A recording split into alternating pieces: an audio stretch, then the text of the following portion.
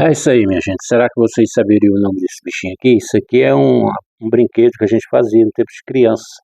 E é simples de fazer. Você pega um pedacinho de chinelo, esse meu eu fiz com chinelo. Lá no Ceará nós fazia com caco de cuia. Fura dois buracos, enfia um barbantinho, agora é só botar ele para rodar. Presta atenção. Você dá uma rodadinha nele aqui, ó.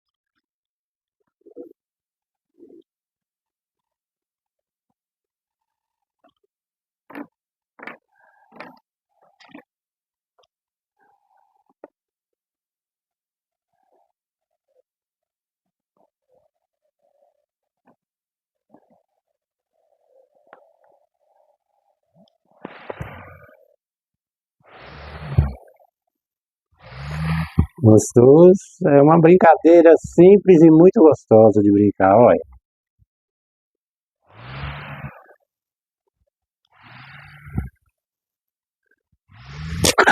Ai,